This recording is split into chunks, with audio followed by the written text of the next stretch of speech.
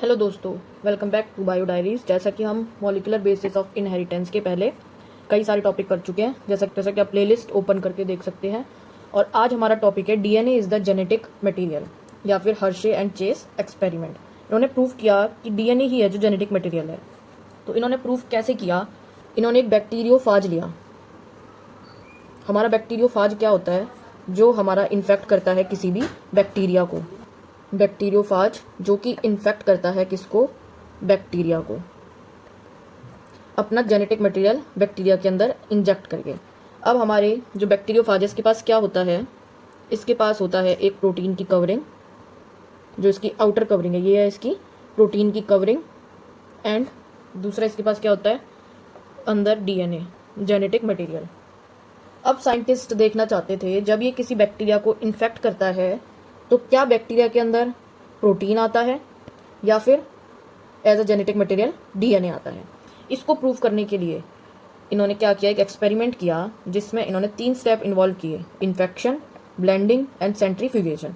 इसमें क्या किया कि इनको ना रेडियो एक्टिव किया, इस बैक्टीरियोफाज को रेडियो एक्टिव किया। रेडियो एक्टिव करके इन्होंने क्या फॉर्मूला अपनाया कि जो हमारा फॉस्फोरस है, फॉस्फोरस जैसा कि हमें पता है किसका कंपोनेंट होता है? डीएनए का। जो हमारा सल्फर होता है, सल्फर किसका कंपोनेंट है? हमारा प्रोटीन का। ठीक है, तो इन्होंने क्या किया? इन्होंने 2 कॉलोनी बनाई, 2 कॉलोनीज बनाई बैक्टीरियोफाज की। 2 कॉलोनीज में इन्होंने क्या किया? इसमें इन्होंने यूज़ किया रेडियो एक्टिव सल्फर। अब रेडियो एक्टिव सल्फर किसका पार्ट है? प्रोटीन का। तो जो हमारे वायरस का प्रोटीन कोड था, इस रेडियो एक्टिव सल्फर ने उसको क्या कर दिया? रेडियो एक्टिव कर दिया प्रोटीन पार्ट को। तो इन्होंने लिया था 35S रेडियो एक्टिव सल्फर। और डीएनए कैसा रहा इसका? As it is. Second colony में इन्होंने यूज़ किया radioactive phosphorus. Radioactive phosphorus किसका कंपोनेंट था? डीएनए का। तो रेडियो एक्टिविटी किसने शो करी? सेकेंड वाली कॉलोनी में शो करी हमारे डीएनए ने। जो डीएनए था वो कैसा हो गया? Radio active. इन्होंने इसके लिए यूज़ किया था फॉस्फोरस के लिए 32P रेडियो एक्टिव फॉस्फोरस। सबसे फर्स्ट स्टेप क्या करवाया गया? इन्फेक्शन।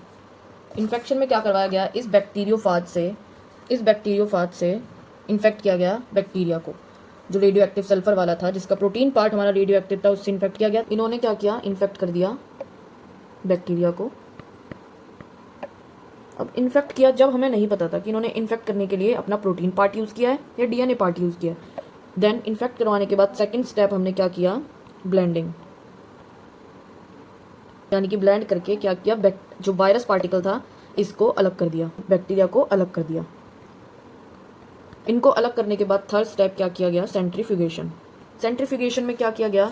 मिक्सचर को किया गया सेंट्रीफ्यूज। ठीक है, सेंट्रीफ्यूज किया गया, सेंट्रीफ्यूज किया गया। उससे क्या किया? वायरस और हमारे बैक्टीरिया पार्टिकल को अलग कर दिया गया। जब हमने रेडियो एक्टिविटी चेक करी,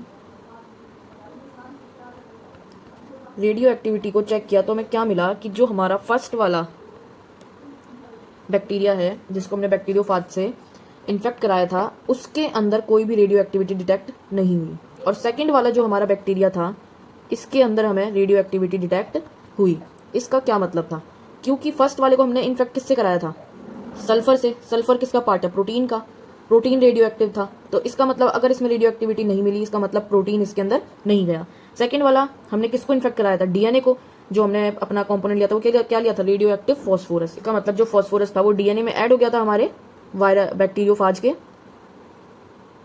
फॉस्फोरस था वो किसमें रेडियो एक्टिविटी शो कर रहा था? बैक्टीरियोफाज के डीएनए में। तो इस बैक्टीरिया के जब रेडियो एक्टिविटी का टेस्ट किया तो इसके अंदर रेडियो एक्टिविटी डिटेक्ट हुई। इसका मतलब कि क्या ट्रांसफर हुआ है? डीएनए ट्रांसफर हुआ है, क्योंकि वही रेडियो एक्टिव था और इसके अंदर जो डीएनए था वो रेडियो एक्टिव नहीं था, तो रेडियो एक्टिविटी डिटेक्ट नहीं हुई। इसका मतलब क्या पता चला साइंटिस्ट को? कहीं ना कहीं जो ट्रांसफर हो रहा है जेनेटिक मटेरियल क्या है? डीएनए। डीएनए है हमारा जेनेटिक मटेरियल। जैसा कि इसमें देखो, फर्स्ट स्टेज इन्फेक्शन, इन्फेक्ट कराया, उसके बाद ब्लेंडिंग करी, यानी कि इनको अलग कर दिया अपने बैक्टीरियोफाज और बैक्टीरिया को। देन सेंट्रीफ्यूज करके हमने देखा कि रेडियो एक्टिव हमें किस में डिटेक्ट हुई? इस वाले में, फॉस्फोरस वाले में, जिसका डीएनए रेडियो एक्टिव हुआ था, detect in the cell. And जो दूसरा बैक्टीरिया था इसके अंदर कोई रेडियो एक्टिविटी डिटेक्ट नहीं हुई, क्योंकि इसका तो प्रोटीन पार्ट रेडियो एक्टिव था, डीएनए रेडियो एक्टिव था ही नहीं। इसका मतलब इससे क्या कंक्लूजन निकला? कहीं ना कहीं जो जेनेटिक मटेरियल आगे ट्रांसफर हो रहा है वो क्या है? डीएनए। डीएनए ही है जो एज अ जेनेटिक मटेरियल है।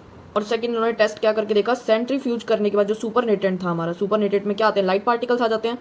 तो जो लाइट पार्टिकल थे हमारे बैक्टीरियोफाज, उसके अंदर रेडियो एक्टिविटी शो हुई इस फर्स्ट वाले में, क्यों? क्योंकि हमने सल्फर लिया था रेडियो एक्टिव कॉम्पोनेंट। सल्फर ने किसको रेडियो एक्टिव किया? प्रोटीन पार्ट को। और जो हमारा लास्ट में बच गया था वो क्या था? प्रोटीन पार्ट ही तो था। सुपर नेटेंट में रेडियो एक्टिविटी डिटेक्ट हुई, लेकिन सेकंड वाले में सुपर नेटेंट के अंदर कोई रेडियो एक्टिविटी डिटेक्ट नहीं हुई, क्योंकि इसका तो प्रोटीन पार्ट रेडियो एक्टिव था ही नहीं। डीएनए जो था वो रेडियो एक्टिव था। तो इससे हमें क्या कंक्लूजन निकला कि जो हमारा जेनेटिक मटेरियल है वो क्या है? डीएनए ही है। अगर आपको वीडियो अच्छी लगी हो please like, share and subscribe.